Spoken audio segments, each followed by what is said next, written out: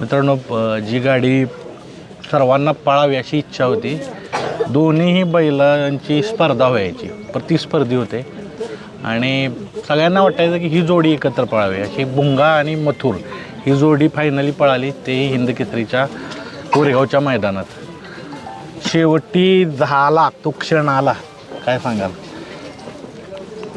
खरं तर 6 वर्षापासनं आमची जी मुंबईमधली जी बिंदोडची शर्यत आहे त्या शर्यतीमध्ये फक्त खुन्नस दिसायची. हा खुनशीचा खेळ आहे आणि नेहमी विरोधात जुगलबंदी जायची 6 वर्ष. 6 वर्षानंतर आज भुंगा त्यांच्या दावणीला आला. भुंगाने त्यांचं नाव केलं त्याच्या पलाच्या जोरावर. मग मी ठरवलं की आपण भुंगा आणि मथुर हे एकत्र पाहिजे दोन्ही नंदी. का अखंड महाराष्ट्राला काहीतरी वेगळं वळण देऊ आपण. का जर दोन्ही बैलगाडा मालक विरोधात असतील तर एकत्र सुद्धा येऊ शकतात. वा, म्हणजे हे जनतेला दाखवायचे, जे फॅन फॅमिली कुटुंब आहे त्यांना दाखवायचं. बघा, तुम्ही ज्या मालकाला ज्या नंदीला ट्रोल करता ते आता दोन्ही मालक आणि दोन्ही नंदी एकच जोत्यात बसलेले आहेत. खरं तर मला अभिमानाची गोष्ट आहे. माझी फॅन फॅमिली कुटुंब आहे आणि त्या फॅन फॅमिली कुटुंबाला मला हात जोडून एकच हा चित्र दाखवायचा आहे का आपण कोणाला कधी ट्रोल नाही केलं पाहिजे, कोणाला कधी वाईट नाही बोललं पाहिजे. यातनं खूप चांगला मेसेज जाईल की बैलगाडी क्षेत्रात प्रतिस्पर्धी असतात पण विरोधक कोण नसतात. प्रतिस्पर्धा आहे म्हणजे स्पर्धा आहे पण विरोधक कोण नाही. विरोधकच आहेत आताच्या घडीला असं समजतात. आमच्या बिनजोडला तर असं समजतात का एकामेकाच्या जीवावर उठलेले लोक आहेत. बरं, हारजीत झाल्यानंतर जे बिनजोडचं क्षेत्र एकदम चिडका आहे. खरं तर त्याला वेगळा वळण देण्यासाठी या सगळ्या गोष्टी आता माझ्यासोबत खूप घडामोडी झाल्यात ज्या इतिहासामध्ये कधी नाही झाल्या. मग त्याला चांगलं वळण कसं द्यायचं, मग आता बिनजोडचा जो क्षेत्र रागाचा आहे मग तो प्रेमळ कसं करायचं, यासाठी सर्व हे जे चालू आहे हे लाईव्ह चालू आहे. लाईव्ह बरोबर, जे होटावर आहे तेच तोंडात आहे. मग या सगळ्या गोष्टी आपल्याला अखंड महाराष्ट्राला देशभरात दाखवायच्या आहेत का खरं खेळ काय असतो. हा खेळ मैत्रीचा आहे, हा खेळ मातीचा आहे, हा खेळ शेतकऱ्याचा आहे आणि शेतकऱ्या कुटुंबामध्ये कोणत्याही प्रकारचा वैर नको. वा, शेतकरी कुटुंबामध्ये फक्त ना फक्त प्रेम पाहिजे, एकामेकाची माया पाहिजे, एकामेकाचा आशीर्वाद पाहिजे. ज्यावेळेस कमेंट चालू होत्या आणि एकमेकांच्या विरोधात शर्यत्या खेळणं एक कटुता निर्माण झाली होती आणि मी मिलिंद शेट्टी यांनाही विचारलं होतं की तुम्ही एकत्र पाळा. कारण काय आहे, जर 2 प्रसिद्ध बैल मालकं एकत्र आली तर एक चांगला मेसेज जातोय. आणि आज तुम्ही बघताय की प्रत्येक बैलाचा चाहता वर्ग आहे, विशेषतः मथुरचा मोठा चाहता वर्ग आहे, तुमचा आहे, भुंगाचा आहे, मिलिंद पाटील यांचा आहे. एकत्र एक वातावरण चांगलं झालं ना बैलगाड्यासाठी. ह्या क्षेत्रासाठी नाही, या क्षेत्राला चांगलं वळण लागेल त्यासाठी वातावरण चांगलं झालेलं आहे. आणि कुठेतरी वातावरण फार बिघडलेलं होतं. असं वातावरण वाटायचं का एकामेकाच्या फॅन्स लोकांनी एकामेकाची हत्या केली पाहिजे असं प्रकरण. टोकाचं तुम्ही बोलताय कारण टोकाचा विरोध होतोय. टोकाचा विरोध होतोय ते कधीच नाही होणार याच्यानंतर. का अखंड देशभरात प्रत्येक फॅन फॅमिली कुटुंबाला कळेल. मला तर असंच वाटतं का प्रत्येकाच्या घरी आई वडील आहेत, कुटुंब आहे, बायको आहे, पोर आहेत, भाऊ आहे, बहीण आहे, सगळं आहे. मग तुम्ही काय या सगळ्या गोष्टी डोक्यामध्ये आणता. आणि जसं तुम्ही बघितलं की बकासूर असेल, बकासूरच्या बाबतीत बकासूर, मथुर फॅन्स असे विभागले जायचे. एकत्र पडल्यामुळे आज असं झालं आहे की दोन्ही फॅन्स एकत्र झाल्यामुळं ती बैलगाडी शर्यतीला एक वेगळं गौरव प्राप्त होते. आजच्या नंतर भुंगा आणि मथुर एकत्र पळायला वेगळं त्याला ग्लॅमर येणार आहे. तर कसं माहिती आहे का, ही नक्की का होत नव्हतं त्याच्या मागं सांगा, कुठली गोष्ट आडवी येत होती. आता खरं तर प्रत्येकजण प्रत्येकाच्या नंदीवर प्रेम करत असतो, पण कधी आपण स्वतःच्या नंदीवर पण प्रेम करणं आणि दुसऱ्याच्या नंदीवर पण प्रेम करणं ते प्रत्येकाला शक्य नाही झालं. म्हणून या सगळ्या गोष्टी राहत गेल्या. पण आमच्याकडनं एक हात पुढे गेला का बकासूरवर माझा प्रेम आहे. बकासूर माझ्या मंदिरामध्ये, बकासूर माझा देव आहे, बाकीचे नंदी माझे दैवत आहेत. मग एक हात आपण पुढे केल्यानंतर मग बाकीचे समोरचा व्यक्ती पण काय करतो, अरे हा आपल्या नंदीवर प्रेम करतो, प्रामाणिक करतो, हे देखावं म्हणून नाही. मग आपण का असं वागायचं, आपण का असं राहायचं. जसं राजकारणात टाळ्यांचा उल्लेख होता तशी टाळी पुढे केली म्हणून हे शक्य झालं. एक हात दोस्तीचा आपण पुढे करतो आणि ह्याच्या आधी दुश्मन्या भरपूर झाल्या, सगळ्या गोष्टी जगजाहीर आहेत. पण मला असं वाटतं या बैलगाडा क्षेत्रामध्ये ज्या मी सगळ्या गोष्टी सगळे अनुभव भोगलेले आहेत हे कोणावर नको आहे. ह्याच्यामध्ये फक्त ना फक्त प्रेम माया हीच राहिली पाहिजे. जे निंबाळकर सरांसोबत घडलं ते कोणासोबत नाही घडलं पाहिजे. यासाठी या सगळ्या गोष्टी आपल्याकडनं एक हात मैत्रीचा दोस्तीचा, कारण की या फॅन फॅमिली कुटुंबाने या मथुरच्या आशीर्वादांनी जगभरात माझी चांगली छाप घडलेली आहे, ओळख घडलेली आहे, ते मला टिकून ठेवायचं आहे. ते कुठे गमवायचं नाही. मला जे कमवलेलं आहे ते गमवायचं नाही. गमवायला एक क्षण पण नाही लागत. आता ही गाडी का पळत नव्हती, तुमचं निरीक्षण स्पष्ट सांगा.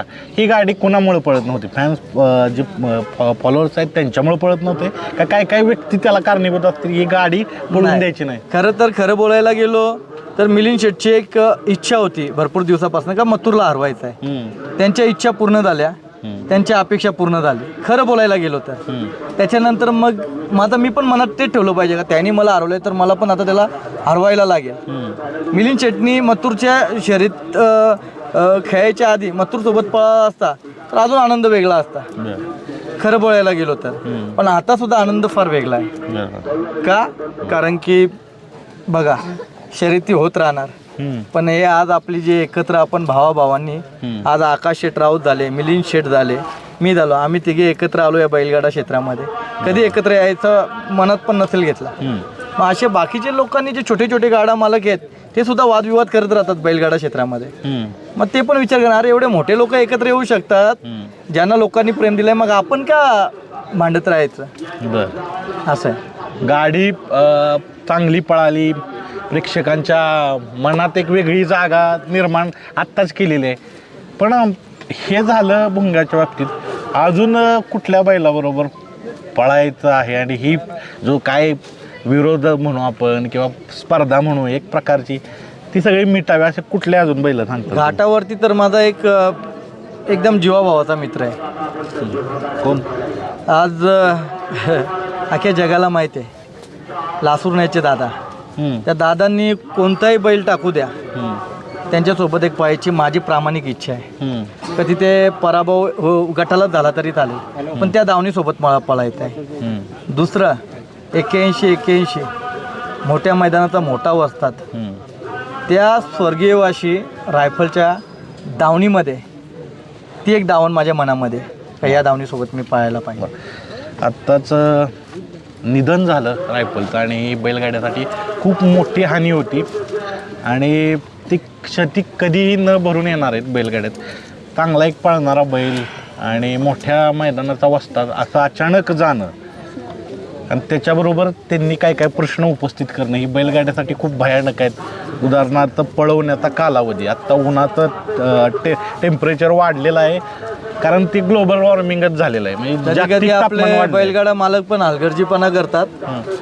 आपल्या नंदीला जर त्रास होतोय मैदानामध्ये तर लगेच डॉक्टर्स वगैरे बोलवा, आपण तिथे गट निघलाय का सेमी निघलाय का फायनल पळायलाच पाहिजे असं डोक्यात नाही ठेवलं पाहिजे.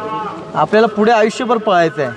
पळायचं जाऊ द्या, सर्वप्रथम तर त्याचा जीव वाचलं पाहिजे. त्या जीवाशी नाही खेळलो पाहिजे आपण. आणि जे आयोजक आहेत त्या आयोजकांनी ठरवलं पाहिजे का आज ऊन आहे ते आपल्यासारख्याच्या डोक्यामध्ये घुसतोय, बरोबर, तर नंदीला काय वाटत असेल? कारण आपण मागच मुलाखत घेतलेली, काय काय आपण प्रश्न उपस्थित केलेले, त्याच्यानंतर माणसांचे अनेक बैलगाड्यात मृत्यू आहे. मी अजून सुद्धा सांगतो सँडी भाऊ, बघा नंदी प्रत्येक जण सावळीमध्ये बांधत असतो, त्याला तो त्रास नाही होत. पळायला आल्यानंतर त्याला त्रास होतो, बरोबर आहे. पण कमीत कमी तुम्ही जिथून सुट्टी करता त्या सुट्टीची तर पूर्ण छत बांधा ना तुम्ही, तिथं सावळी करा, थोडी फॅनची सुविधा करा, असं तिथे म्हणजे थोडंसं वातावरण थंड ठेवा, बरोबर आहे. वातावरण थंड राहिल्यानंतर नंदीला पण त्रास नाही होणार, सोडणाऱ्यांना पण नाही, गाडा मालकाला पण नाही होणार, नाही चालकाला पण त्रास नाही होणार, बरोबर आहे. हा प्रश्न कोणता आहे? नंदीचा आहे. त्याच्यानंतर जी माय माऊली जनता ही फॅन्स जे प्रत्येक नंदीचे असतात, आज त्यांची पण कोणतरी घरी वाट बघत असतात. पण त्यांच्यासाठी आपल्याला बसायला स्टेडियम परिस्थितीनुसार करा, असं नाही तुम्ही VIP करा. तुम्ही 76 टाकू शकता. आज नेट घ्यायला गेलो, नेट कितीला भेटते तुम्हाला पण माहिती. भले जेव्हा या बैलगाडा क्षेत्रामध्ये तुम्ही फी 1000 रुपये ठेवता, तिथे 1200 रुपये ठेवा. मग ते तुम्ही तसं करा ना. तुम्ही फक्त स्पर्धा ठेवायची, कोणाच्या तरी आयुष्यासोबत खेळायचं ना, साईटला व्हायचं. नंतर कोणाचा नंदीत वारतो, कोणतरी पोरगा अटॅकमध्ये मरतो का काय होतं, या सगळ्या गोष्टी बघायला भेटतात. मग तेव्हा काय वाटतं, त्या फॅमिलीला काय वाटत असेल. शेवटी या बैलगाडा क्षेत्रालाच तो दोष दिला जातो ना. बरोबर. मग ते या सगळ्या गोष्टी कुठेतरी थांबवण्यासाठी या सगळ्या गोष्टी केल्या पाहिजे, मला तरी असं वाटतं. चांगला मुद्दा उपस्थित केला आहे. पण अजून एक बघा तुम्ही, जिथं स्पर्धा होती बैलगाड्यांच्या शर्यती, तिथं माणसांचे ॲम्ब्युलन्स आहेत पण बैलांचे ॲम्ब्युलन्स नाहीत. कारण इमर्जन्सी काही होऊ शकतं बैलांना, तिथं बैलांच्या अवेलेबल ॲम्ब्युलन्स पाहिजेत. तर ह्याच्याविषयी जाणीवपूर्वक तुम्ही काय सांगाल की ॲम्ब्युलन्स म्हणजे ॲम्ब्युलन्स तर पाहिजे, पण त्याच्यासोबत क्रेनसुद्धा पाहिजे. या सगळ्या गोष्टी पाहिजेत. कारण की ॲम्ब्युलन्स असणं आणि कधी ॲक्सिडेंट होणं आणि त्याच्यामध्ये भरणं, त्याच्यासाठी हॉस्पिटल्स लागतील, चांगले हॉस्पिटल्स. त्याच्यानंतर आपल्या नंदींसाठी सुखसुविधा पाहिजेत, त्या नाही आहेत भाऊ. मागत आपण मुद्दा बोललो होतो की महत्त्वाचं म्हणजे चांगली सुसज्ज दवाखानं पाहिजेत बैलांसाठी. बैलांचं एक हॉस्पिटल व्हावं, त्याच्यासाठी सगळ्यांनी ट्राय केलं, डॉक्टरांना प्राधान्य दिलं पाहिजे. या बैलगाडा क्षेत्राला शासनाच्या अटी पाहिजेत. शासनाच्या अटी नियमी असल्या ना स्टँडी भाऊ, खरं तर शासनातर्फे जे डॉक्टर्स आहेत त्यांना ते सरकारी जॉब ते एक रूटिंग केलं पाहिजे. दुसरं, बैलगाडा क्षेत्राला जे हिंद केसरी, महाराष्ट्र केसरी, भारत केसरी, त्याच्यासाठी जसे कुस्ती क्षेत्राला प्राधान्य दिलेले आहेत, त्यांच्यासाठी सर्टिफिकेट दिले त्यांनी, तसेच या बैलगाडा क्षेत्राला दिलं पाहिजे. आपला मागा विषय शासनातर्फे दिले पाहिजे. शासन मान्य दिले ना भाऊ, तर या बैलगाडी क्षेत्राला नक्कीच काहीतरी खूप जो मान जाईल ना त्याच्या घरी, महाराष्ट्र केसरीचा, हिंद केसरीचा, तो कधी मिटणार नाही. त्यासाठी माझी तर सरकारला हात जोडून विनंती आहे, या शेतकऱ्याच्या एकच खेळ जीवाभावाचा, जिवाळ्याचा, त्याच्यासाठी लवकरात लवकर का आम्हाला या शासनाच्या मान्यता दिल्या पाहिजेत. मी 2-3 मंत्री महोदयांच्या देखत सुद्धा खरं तर आमचे माननीय खासदार आहेत श्रीकांतजी शिंदे साहेब, श्रीकांतजी शिंदे साहेबांना तर मी कळकळीची विनंती करतो. तसेच आमचे मुख्यमंत्री आहेत, जे गोरगरिबांचे कैवारी आहेत, एकनाथजी शिंदे साहेब आमचे, लवकरात लवकर मला तर आशा वाटते का ही व्हिडिओ त्यांच्यापर्यंत पोचली पाहिजे आणि सरकार मान्यता या बैलगाडा क्षेत्राला दिली पाहिजे. तशी तुम्ही कुस्ती क्षेत्राला दिलेली आहे, तसेच आमच्या बैलगाडा क्षेत्राला महाराष्ट्र केसरीचा दर्जा दिला पाहिजे, हिंद केसरीचा दर्जा दिला पाहिजे, त्याच्यानंतर भारत केसरीचा दर्जा दिला पाहिजे. आणि दर्जा दिल्यानंतर जसं कुस्ती पैलवानाला कुठेतरी सरकारी जॉब देता तुम्ही, तसंच त्या गाडा मालकाला, त्या शेतकरी कुटुंबातील जो गाडा मालक आहे त्याच्या कुटुंबातील एक सदस्य कुठेतरी तुम्ही चांगल्या ठिकाणी जॉबला लावला पाहिजे. मुलाखत आज होते की ही जोडी पळाली, जोडीनं जो पळून जी काय कटुता आली होती ती पूर्णपणे आता ती मधुरता आणली, ती गोडत्व आणलं, सगळी आनंद आहेत. आणि बैलगाडी क्षेत्रात एक प्रकारची असा आनंद देऊन जाणारी जोडी पळाली, मथुर आणि भोंगा. तर त्याबद्दल दोन्हीही मालकाचं अभिनंदन आहे. अजूनही जे इच्छित जे सगळे बैलगाडी मालक आहेत त्यांच्याबरोबर पळा आणि तुम्ही पळत चालत. धन्यवाद.